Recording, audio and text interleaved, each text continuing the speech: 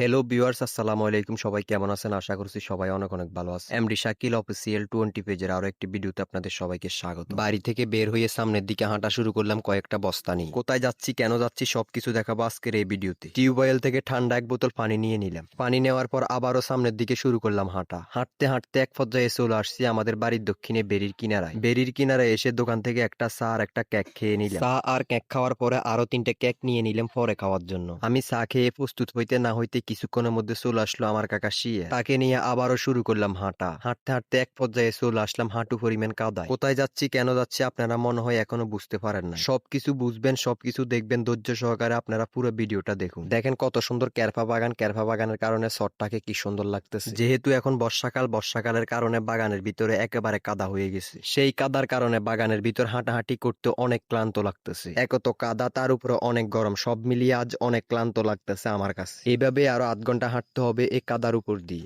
আমাদের হাতে যে বস্তাগুলো দেখতে পাচ্ছেন, এখানে প্রায় 10টি বস্তা। তারই সাথে সাথে বস্তার ভিতরে আছে 2টি পানির বোতল, আরো কিছু খাবার। আপনারা হয়তো ভাবতেছেন এত বস্তা খাবার পানির বোতল নিয়ে আমরা কই যাইতেছি।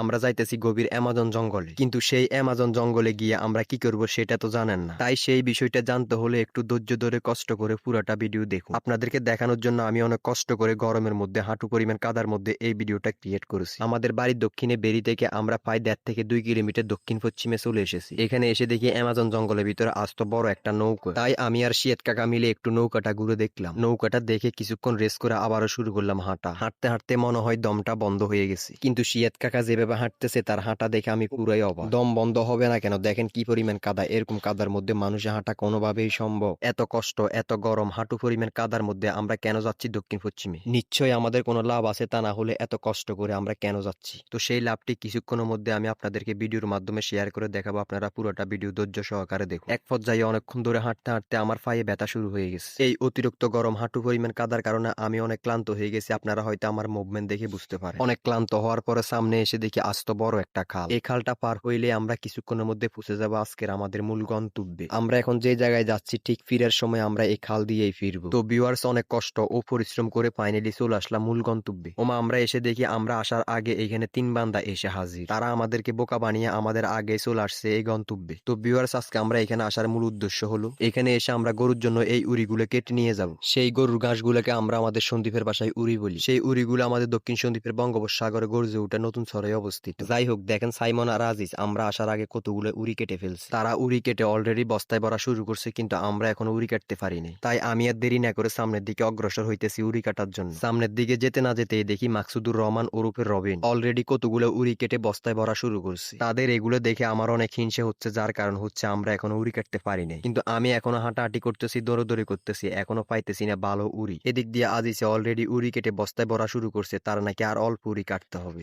তার পাশাপাশি দেখি সাইমনে কাটতে কাটতে অনেকগুলো উড়ি কেটে ফেলছে। যাই হোক, তাদের এই ভিডিও করতে করতে আমার আর উড়ি কাটা হয় নাই, তাই আমিও গামছাটা মাথায় বেঁধে কাটা শুরু করলাম উড়ি। অনেক তাড়াহুড়ো করে উড়ি কাটতে হবে, যার কারণ হচ্ছে অনেকগুলো বস্তা আনছি, উড়ি কেটে সবগুলো ভরতে হবে বস্তায়। এত বস্তা উড়ি কেটে কিভাবে নিয়ে যাব সেই প্রশ্নটা হয়তো আপনাদের মাথায় ঘুরপাক খাচ্ছে। ভিউয়ার্স, যেহেতু এত বস্তা উড়ি কাটতেছি, যে কোনো প্রকারেই তো নিয়ে যাব, সেই ভিডিওটা আমি আপনাদের মাঝে দেখাবো। তাই ধৈর্য ধরে আর অল্প কিছুক্ষণ ভিডিওটা দেখুন আপনারা। এদিক দিয়ে আজিজ মিয়ার উড়ি কাটা দেখে তো আমি পুরাই অবাক। সে অল্প অল্প বলে অনেকগুলো উড়ি কাটতেছে। একটু দূরে লক্ষ্য করে দেখি আরেক মেয়ে উড়ি কাটতেছে। সে হচ্ছেন আমাদের শিয়েত মিয়া, যিনি হচ্ছেন আমার কাকা। সে কাটতে কাটতে তার নাকি মাজা ধরে গেছে, তাই বসে বসে কাটতেছে উড়ি। সে উড়ি কাটতেছে আর হাসতেছে, তার মনে রং লাগছে মনে হয়। তার পাশাপাশি দেখতেছি রবিন। সে তো অনেক হুরুস্তুল ও তিরিং বিরিং করে কাটতেছে উড়ি। তার বাবা নাকি তাকে বলছে বিয়ে করাবে, তাই বেড়ে গেছে উড়ি কাটার গতি। তার একটু সাইডে দেখতেছি সাইমন। সাইমনের তো অলরেডি বিয়ে ঠিক করা আছে, তাই হুরুস্তুল করে কাটতেছে উড়ি। যাই হোক, অনেকক্ষণ সবাই মিলে উড়ি কাটার পরে লেগে গেছে অনেক খিদে। তাই আর দেরি না করে সবাই বসে গেলাম খেতে। বসতে না বসতে সবাই মিলে অলরেডি শুরু করলাম খাওয়া। শিয়াত কাকা তো অলরেডি 1 প্যাকেট কেক নিয়ে বসে গেছে খেতে। যাই হোক, এরকম সবাই মিলে একসাথে কাজ করার পর খাওয়ার মজাটাই আলাদা। অনেক পরিশ্রম করেছি, অনেক কাজ করেছি, তাই সবাই মিলে একসাথে বসে খাইতেছি, অনেক স্বস্তি লাগতেছে। তাদের ভিডিও করতে করতে আমার আর খাওয়া হয় নাই, তাই আমিও সবসময় খেতে হয় সবার পরে। তাই আমিও ক্যামেরাটা আজিজকে দিয়ে শুরু করলাম গুলগুলা খাওয়া। তো অনেক পরিশ্রম করার পরে সবাই মিলে একসাথে খাওয়ার কি পরিমাণ মজা সেটা হয়তো পরিশ্রমী ছেলেরাই বুঝতে পারে। আজকে অনেক গরমের কারণে পিপাসা পাইতেছে পানি, তাই অনেক তৃপ্তি নিয়ে খাইতেছি টিউবওয়েলের ঠান্ডা পানি। সেই টিউবওয়েলের ঠান্ডা পানির সাথে খাইতেছি বেকারির কেক। গরম ঠান্ডা পানি, সুখ দুঃখ সব মিলিয়ে আজকের এই মুহূর্তটা আমার কাছে অসাধারণ মনে হইতেছে। যদিও হাঁটু পরিমাণ কাদা নিয়ে অনেক পরিশ্রম করে আসতে হয়েছে এই জায়গায়, তবুও সবাই একসাথে আছি, এই কারণে অনেক ভালো লাগতেছে। আসছি, খাইছি, ঠিক আছে, কিন্তু এত জনের এত বস্তা উড়ি এখান থেকে নিয়ে যাব কিভাবে?